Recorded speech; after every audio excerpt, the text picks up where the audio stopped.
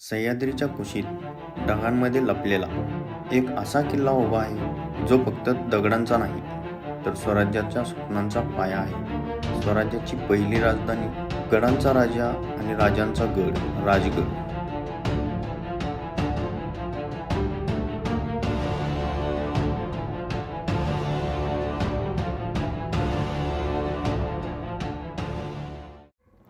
पुण्यापासून राजगड किल्ला 45 ते 50 किलोमीटर अंतरावर आहे.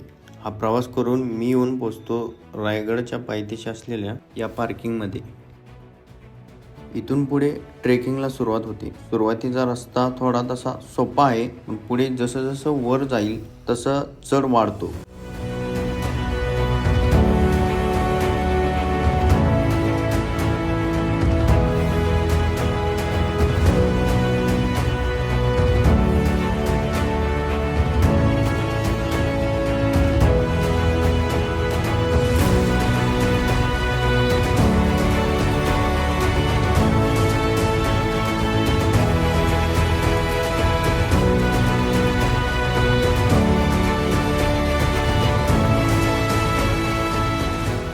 आता मी जाऊन पोचतो अशा पॉईंटवर जिथून समोर दिमाखात उभा असलेला तोरणा किल्ला दिसतो. स्वराज्याच्या पहिल्या विजयाची साक्ष देणारा सह्याद्रीच्या कुशीत काळाशी लढत आजही अभिमानाने उभा आहे.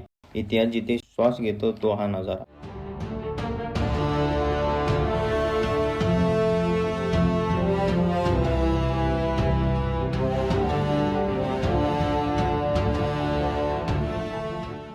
दोन अडीच तासांचा ट्रेक करून श्वास थांबणाऱ्या वाटा पार केल्यावर माझ्यासमोर उभा राहिला गडाचा पहिला दरवाजा, पाली दरवाजा. राजगडाचा अभेद्य प्रहरी, ज्या वाटेवरून स्वराज्याची पावले चालली. इथला प्रत्येक दगड आजही त्या शौर्याची साक्ष देत उभा आहे.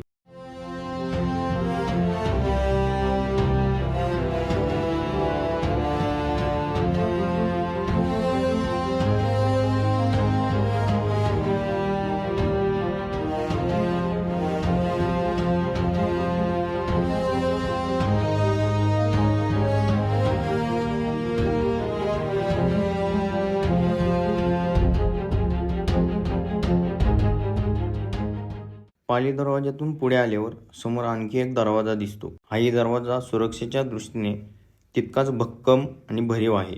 या दरवाजाची बांधणी बघून असं वाटलं की याच कारणामुळे राजगड किल्ला जिंकणं सोपं नव्हतं.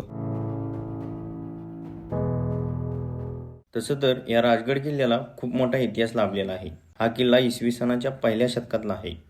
या किल्ल्याला आधी मुरुमदेवाचा डोंगर हे नाव होतं. या मुरुमदेवाच्या डोंगराला किल्ल्याचे स्वरूप गौतमीपुत्र सतकर्णी यांनी दिले.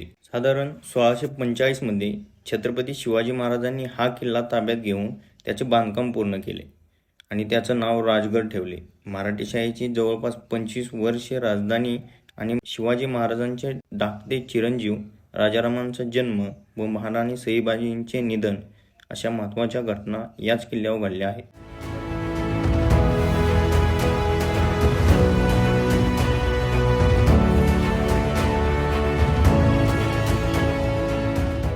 चला, आता आपण या ठिकाणाहून आपण जात आहोत समोर बाले किल्ल्यावरती.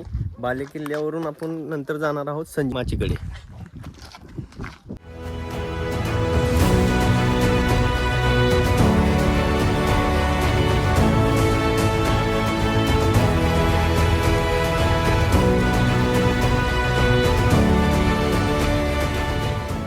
या राजगडाला एकूण 3 माच्या आहेत.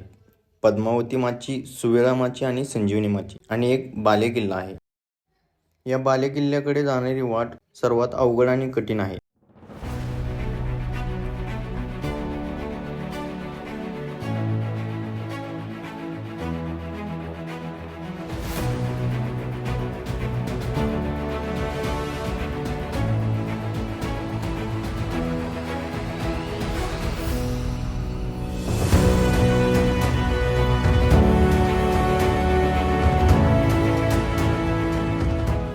हा अवघड रस्ता संपल्यानंतर बाले किल्ल्याचा दरवाजा लागतो. यालाच महादरवाजा म्हणतात. आजही हा दरवाजा चांगल्या स्थितीत आहे.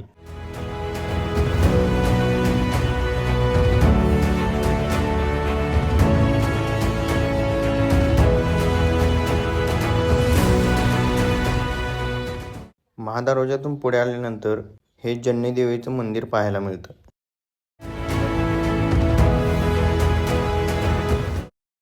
जन्नी देवीचं दर्शन घेऊन पुढे येऊन पोचतो ते या चंद्रकोर तळ्यावरती, आणि याच चंद्रकोर तळ्याच्या समोर ब्रह्मर्षी ऋषींचं मंदिर आहे.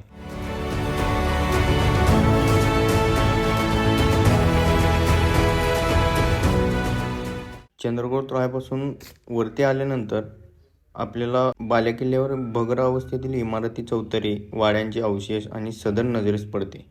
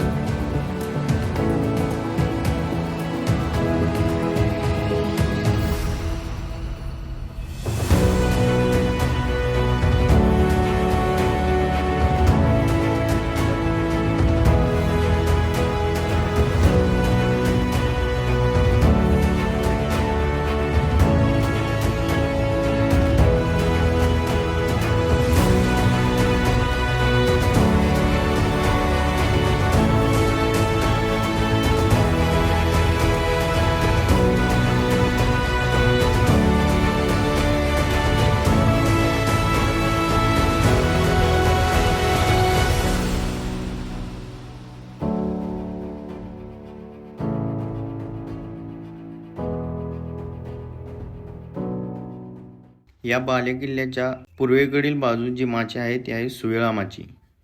सुवेळा माची ही राजगडवरील सर्वात अरुंद आणि थरारक माची आहे. या माचीवर चिलकती बुरुज, एक नेडे आणि हत्तीपस्तर आहे.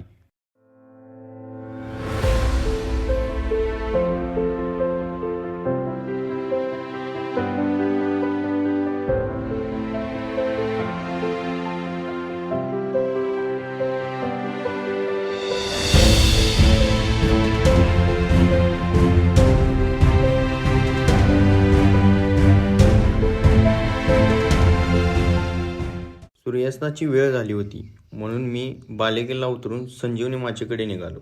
समोर होत असलेला सूर्यास्त पाहून मन आनंदी झालं. तेव्हा कळालं की आनंदासाठी फार काही लागत नाही, फक्त हा असा नजारा पुरेसा असतो.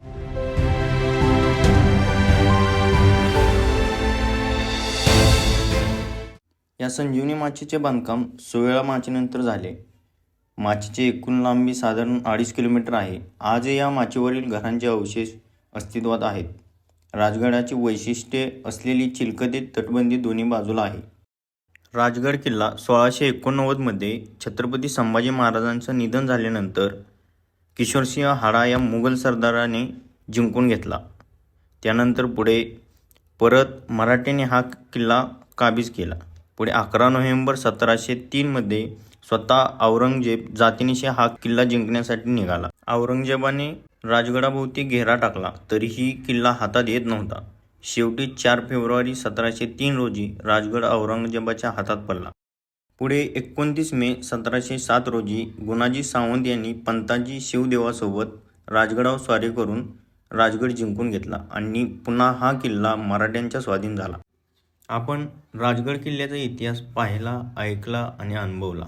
इथं उभं राहिल्यावर वेगळीच वाईब येते.